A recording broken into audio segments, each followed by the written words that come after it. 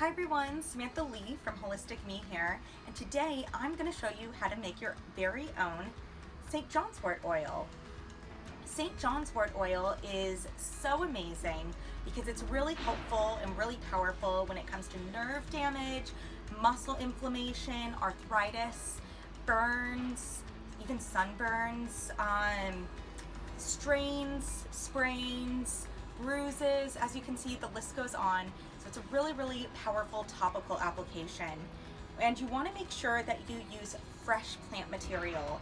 Usually when you make an oil, you're going to want to use dried plant material, but St. John's wort is a little special and different, and you want to use the fresh plant material because once dried, it's basically useless. It loses all of its magical and medicinal properties when it comes to topical applications.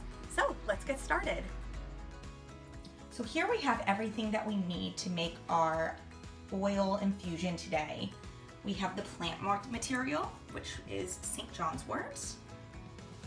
I have some olive oil, and always make sure to look for cold pressed, unrefined, and extra virgin. I really like olive oil when it comes to body oils, not for face, but it really helps soak into the skin, and I just really enjoy using olive oil, but you can definitely use any other oil that you prefer. And now we have our glass that I'm gonna let that macerate in.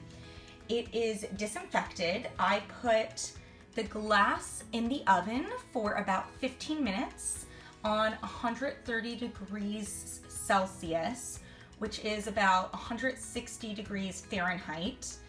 I don't know if you noticed, but here we have a plastic material, and you definitely want to disinfect that as well. Don't put it in the oven. I put it in boiling water for 15 minutes. So I did it I disinfected it at the same time. When it comes to making topical oils, you don't have to be 100% precise when it comes to the proportions. The more plant material to oil you have in there, the more potent it's going to be. But because it's topical, it's not as important as internal preparations. So what you're going to want to do is put 1 part St. John's wort in your jar.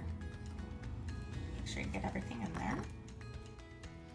So I like to press down the plant material just so it's nice and compact. And then you're going to want to put in 1 part oil. Like I said, I'm going to use some olive oil today. So I just put in 1 part oil. So how you're going to know is you're just going to want to make sure that your plant material is covered. And I have a wooden spoon here that I just like to press it all down. You want to make sure that it is all covered.